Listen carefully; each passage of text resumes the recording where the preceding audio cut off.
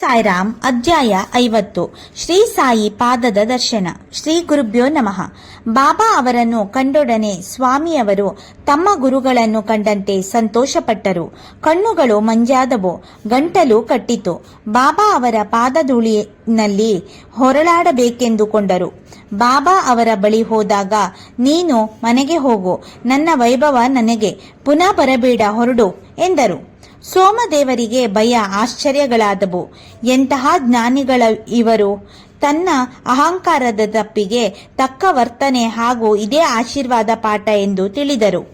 ನಾನಾ ಸಾಹೇಬರ ಅನುಭವವು ವಿಚಿತ್ರವಾಗಿತ್ತು. ಒಂದು ಸಲ ನಾನಾ ಭಗತ್ ಮಳಸಾಪತಿ ಹಾಗೂ ಬಾಬಾ ಅವರು ಮಸೀದಿಯಲ್ಲಿ ಕುಳಿತಿದ್ದಾಗ ಬಿಜಾಪುರದಿಂದ ಮುಸಲ್ಮಾನ್ ಭಕ್ತನೊಬ್ಬನು ತನ್ನ ಪತ್ನಿಯೊಂದಿಗೆ ಬಾಬಾ ಅವರ ದರ್ಶನಕ್ಕೆ ಬಂದನು. ಆಕೆ ಘೋಷ ಧರಿಸಿದ್ದಳು. ನಾನಾ ಅವರು ಕೂಡಲೇ ಎದ್ದು ಹೊರಟರು. ಬಾಬಾ ಅವರನ್ನು ತಡೆದರು. ಆತನ ಪತ್ನಿಯು ಬಹಳ ಸುಂದರಿಯಾಗಿದ್ದಳು. ಅವಳನ್ನು ನಾನಾ ನೋಡಲಿಚ್ಛಿಸಿದರು.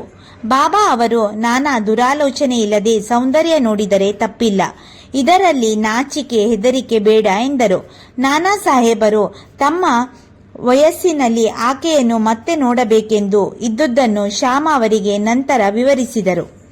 ಶ್ರೀ ಸಾಯಿನಾಥರು, ನಮ್ಮ ಮನಸ್ಸು ಚಂಚಲವಾದದ್ದು, ಅದಕ್ಕೆ ನಾವು ಶರಣಾಗಬಾರದು. ಇಂದ್ರಿಯಗಳನ್ನು ಕ್ರಮೇಣ ನಿಗ್ರಹಿಸುತ್ತಾ ಬರಬೇಕು, ಅವುಗಳಿಗೆ ದಾಸರಾಗಬಾರದು.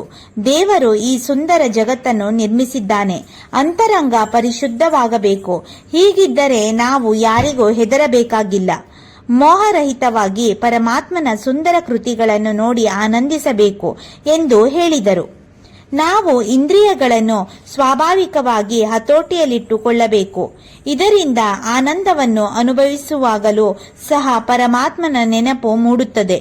ನಮ್ಮ ಹೊರಗಿನ ಇಂದ್ರಿಯಗಳನ್ನು ಹತೋಟಿಯಲ್ಲಿರಿಸಿಕೊಳ್ಳದೆ ಮನಸ್ಸನ್ನು ಧರ್ಮ, ಅರ್ಥ, ಕಾಮ, ಮೋಕ್ಷಗಳಲ್ಲಿ ಸಿಲುಕಿ ಜನನ ಮರಣಗಳೆಂಬ ವ್ಯೂಹದಿಂದ ನಮಗೆ ತಪ್ಪಿಸಿಕೊಳ್ಳಲು ಅಸಾಧ್ಯ. ನಾವು ವಿವೇಕವನ್ನು ನಮ್ಮ ಸಾರಥಿ ಹಾಗೂ ಮಾರ್ಗದರ್ಶಕವಾಗಿ ಮಾಡಿಕೊಳ್ಳಬೇಕು. ಇದರಿಂದ ನಾವು ಎಂದಿಗೂ ತಪ್ಪು ಹಾದಿ ಹಿಡಿಯುವುದಿಲ್ಲ.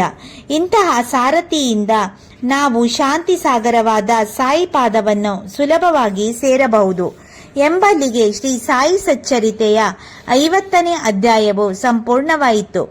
ಓಂ ಶ್ರೀ ಸಾಯಿನಾಥಾಯ ನಮಃ.